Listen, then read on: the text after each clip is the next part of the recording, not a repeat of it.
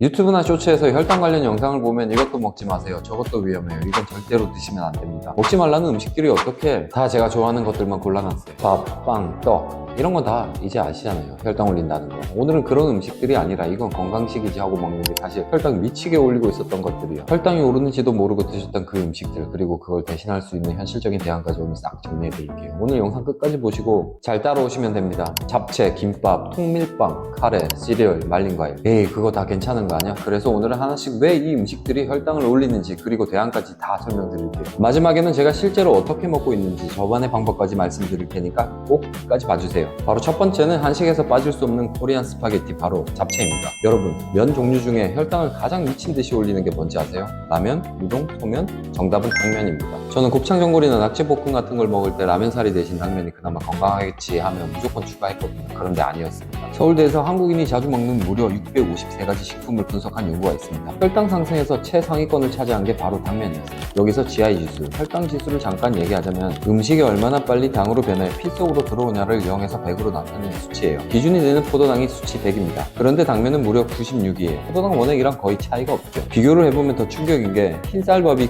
76, 떡볶이 떡이 82인데 당면은 96으로 이들보다 훨씬 높습니다. 그 이유는 당면의 원재료인 고구마가 식이섬유는 풍부하지만 공장에서 가공을 하면서 전분만 쏙 뽑아낸 게 바로 당면이거든요. 식이섬유는 사라지고 정제 탄수화물 덩어리만 남은 거죠. 결국 혈당 스파이크를 터뜨리게 됩니다. 그럼 이 맛있는 잡채를 이제 먹으면 안 될까요? 다행히도 우리에게 천사 같은 대안이 있어요.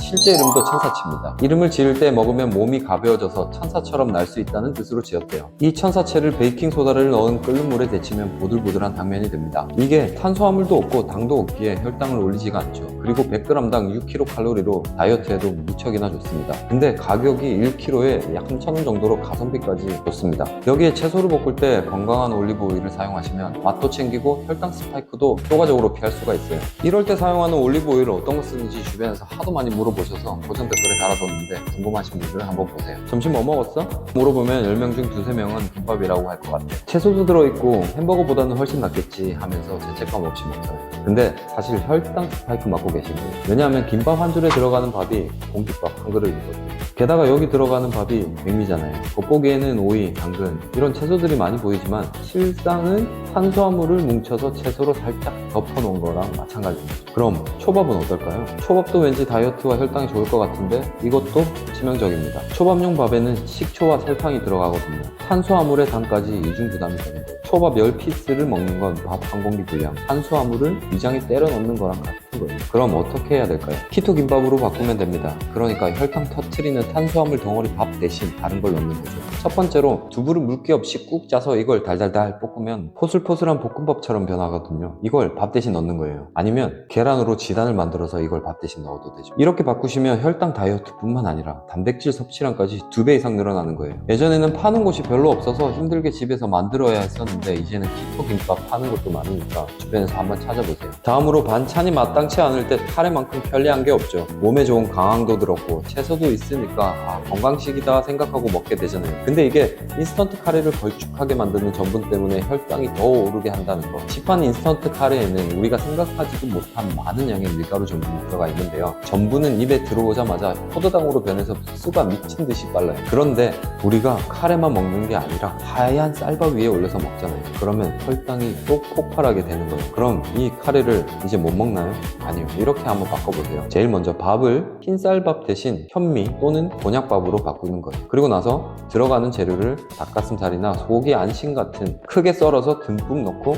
감자 대신에 양파, 버섯, 브로콜리 같은 당 지수가 낮은 채소로 바꾸신 다음에 이게 핵심입니다. 채소부터 드시고 그 다음으로 고기, 마지막으로 밥을 드시면 혈당 스파이크가 눈에 띄게 줄어드실 거예요. 카레 먹을 때도 거꾸로 식사법을 적용하는 거죠. 여기에 밥은 흰쌀밥 대신 현미밥 딱 밥만 넣고 드셔야 한다는 거 잊지 마세요. 다음으로 건강 생각해서 퍽퍽해도 몸에 좋으니까 흰빵 대신 통밀빵으로 바꿨는데 사실 이름만 통밀이고 하얀 밀가루에 통밀을 조금 넣은 거라면 어떤가요? 배신감 느껴지지 않으세요? 실제로 저희 와이프도 빵을 워낙 좋아해서 그나마 좋다는 통밀빵으로 먹어보고 근데 먹고 나면 그냥 빵이랑 혈당 차이가 크게 안 나더라고요. 그래서 확인해 보니까 그건 통밀빵이라고 쓰여 있는데 통밀 함량이 5%도 안 되더군요. 통밀가루가 단 몇 퍼센트만 들어있어도 통밀빵이라는 이름을 붙일 수 있다고 합니다. 그러니까 통밀빵을 사실 때 무조건 몇 퍼센트가 들어갔는지 확인하고 사야 하는 거예요. 이제 통밀 100%의 저당 제품까지 나와 있더라고요. 그럼 진짜 통밀빵을 찾으셨다면 제대로 드시는 꿀팁 하나 알려드릴게요. 드실 때 올리브오일에 발사믹 식초를 넣고 거기에 빵을 찍어서 드셔보세요. 그냥 빵만 먹을 때보다 훨씬 맛있고 건강한 지방인 올리브오일이 함께 들어가면서 탄수화물 흡수 속도를 떨어뜨려 줍니다. 물론 통밀빵도 탄수화물이니까 적당히 드셔야 합니다. 바쁜 아침에 배는 고프고 뭘 차려 먹자니 시간도 에너지도 없을 때 시리얼 챙겨 드시는 분들 많잖아요. 요즘은 포장지도 어찌나 건강해 보이는지 현미, 귀리, 그래놀라까지 겉만 보면 이거야말로 건강식이다 라는 생각이 들어요. 근데 먹고 나면 생각보다 금방 다시 배가 고프고 이상하게 더 졸리는 경우가 있더라고요. 이게 왜 그럴까요? 시리얼의 주 성분인 정제 탄수화물, 이 원재료뿐만 아니라 가공 방식 때문인데요. 제작 공정을 보면 곡물을 고온에서 찌고 강하게 누르죠. 이 과정에서 전분 분자 구조가 느슨해지는 호화 현상이 일어납니다. 쉽게 말해서 씻고 분해하면서 천천히 흡수돼야 하는 곡물을 공장에서 다 해가지고 저희가 먹는 거죠. 그러니 입에 들어오면 빠른 속도로 흡수가 되는데 여기에 환상의 조합 우유까지 더해진다면 우유 속에 있는 유당까지 더해지면서 이거야말로 혈당 스파이크 세트가 완성되는 거예요. 근데 이게 또 맛있기 때문에 더 빨리 먹고 빨리 흡수되죠. 이거 생각만 해도 혈당이 오르네요. 그럼 아침에는 무엇을 먹는 게 좋을까요? 이건 제가 영상 뒤에 최고의 아침 식사 얘기할 때 같이 말씀드릴게요. 다음으로 제가 혈당이 오르락 내리락 하니까 간식이 너무 당기더라고요. 근데 과자 먹기는 너무 죄책감이 드니까 말린 과일, 이거 비타민도 있고 자연식품이잖아 이렇게 생각하면서 먹었어요. 근데 말린 과일 한 줌이 각설탕 20개랑 같다는 거예요. 아 충격. 이거 제가 어디서 봤냐면 미국 농무부 USDA 데이터에서 건포도 100g, 종이컵 한 줌 분량의 당분이 약 60g, 그러니까 각설탕으로 20개. 생각해보면 각설탕 20개를 집어 먹을 순 없잖아요. 근데 말린 과일 100g? 그 정도는 우습게 먹죠. 과일은 원래 몸에 좋다고 하잖아요. 근데 말리면 어떻게 될까요? 수분이 빠지니까 당분이 어떻게 되겠어요? 농축되겠죠.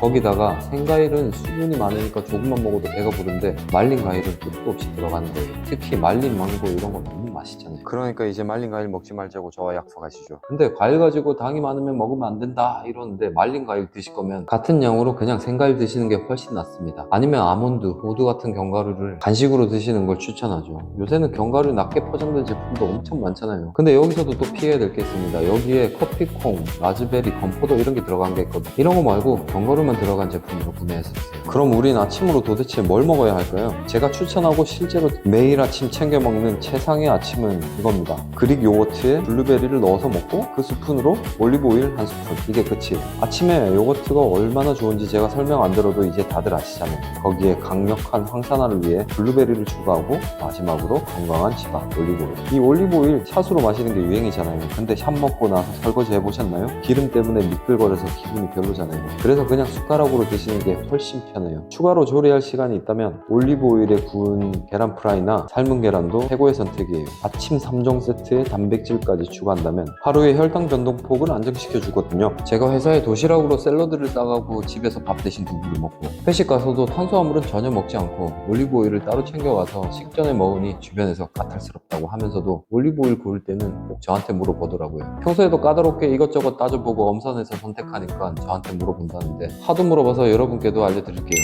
고정 댓글에 제가 선택한 올리브오일 정보 남겨두었으니 확인해보시면 좋을 것 같습니다. 근데 이게 좋다고 당장 바꾸지 마시고 제일 먼저 집에 있는 올리브오일부터 가지고 와보세요. 품질이 괜찮은 거라면 드시던 걸 다 드시고 댓글에 있는 제품이나 아니면 아래 기준에서 확인해보고 기준에 맞는 올리브오일로 바꿔서 구매하시는 걸 추천합니다. 왜냐하면 올리브오일 가짜가 많다는 이야기 들어보셨죠? 이걸 제일 먼저 피해야 하니까 국가가 인정한 인증 마크를 받았는지 무엇보다도 먼저 확인을 해야 합니다. DOP 인증이나 IGP 인증을 받게 되면 올리브오일 병에 이렇게 반드시 마크가 들어가요. 이건 그들의 자부심이기 때문에 빠질 수가 없죠. 그만큼 규정에 맞는 품질 관리와 원산지 관리를 한다는 것이니까 최소한의 기준이 되는 겁니다. 괜히 냉장고에 넣어서 굳는지 안 굳는지 이런 테스트 하지 마시고 그건 시간 낭비거든요. 가짜나 질 낮은 올리브오일도 냉장고에 넣으면 굳는 제품 많거든요. 다음으로 라벨에서 또 확인할 수 있는 게 퓨어 올리브오일, 버진 올리브오일 이런 거 드시지 마시고 반드시 엑스트라 버진 올리브 오일이라고 명기가 돼 있고 냉압착 방식이라고 적혀져 있는 걸 선택하세요. 지금 이 정도만 되어도 좋은 품질의 올리브 오일인데 금상첨화로 한도 그리고 소화기일까지 함께 적혀 있다면 신선도까지 보장한다는 뜻이니 질 좋은 올리브 오일을 고를 수 있을 거예요. 혈당 관리 어렵잖아요. 음식부터 조금 바꾸는 것부터 시작해보세요. 오늘 영상이 도움이 되셨다면 좋아요, 구독 부탁드릴게요. 혈당이 걱정되는 분들에게 공유도 해주시면 정말 감사하겠습니다. 저는 다음 영상에서 또 찾아올게요. 감사합니다.